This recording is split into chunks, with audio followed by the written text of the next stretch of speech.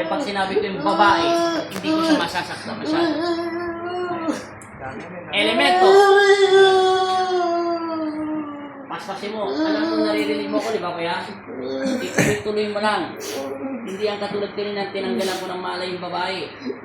Ikaw, gising ang diwa mo. Paspasin mo lahat yan. Idikit mo yung kami ni Kristo. Ibato mo sa Kanya. Nakasagi ka na hindi nakikita ng mata. Lahat, in Jesus' name. Kailangan tawagin si Kristo ng galing sa puso mo. Lord, tulungan mo ako.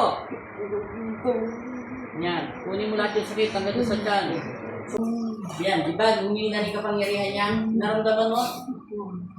Dito to, naramdaman mo? Humina ni kapangyarihan ng kalaban mo. Nanghina na siya. Paspasin mo.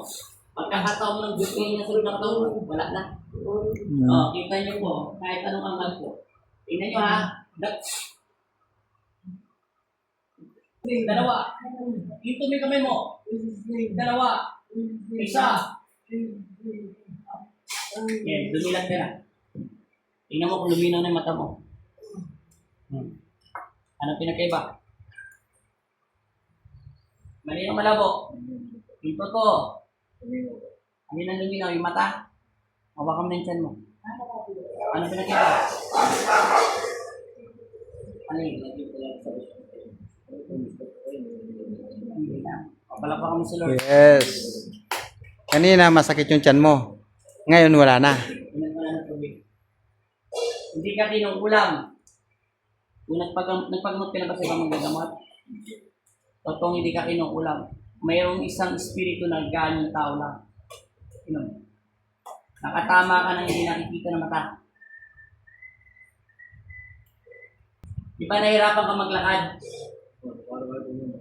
Ayaw magpampa mo, di ba? Suot mo yung sinelas mo. Tapos pa mo. Lakad. Try mo kung anong pinagkaiba. Kung may mahad lang pa sa paa mo. May mahad lang wala. Lakad kang ganun sa labas. Try mo. Para malaman mo kung may mahad lang pa sa paa mo. Wala na hadlang dyan. Okay. Karamdaman mo. Wala nang sakit. O, palapa mo sa Lord. Nakakbang mo ng paa mo. Wala nang parang pumipigil. Pagdating sa bahay, tanggalin mo lahat ng damit mo, kasama yung bed mo. Buhusan ng tubig sa timba, buhos na laban. Yung hinigan mo kagabi, tanggalin mo lahat ng punda nyo, kung may punda, etc. Bedsheet, babad din sa tubig, buhos na laban. Okay na. Wala, hindi yan tao. Kala ko kami nagagalse kasi nagtitinda ka ng ice cream din. Ano lang siya, siguro nagtitinda ka ng ice cream, etc. Nagambala mo yan eh. Baka umihi ka sa may puno, tumambay ka sa puno, naingayan siya doon sa Kalimbang mo, na-istorbo mo siya. Kaya ka nagkakaganyan. Ang ilang buwan mo na ba naramdaman yan? January. Tingnan mo muna yung paa mo, baka may sugat. May sugat ba? Tingnan mo. Wala.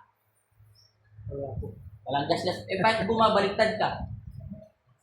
Parang ano? Pinuputol ng daliri mo? Pinuputol ko lang. Yung sa babae naman kanina, para daw may apoy sa loob ng katawan niya. Kaya siya nagsisisigaw, pero nawalan siya ng malay.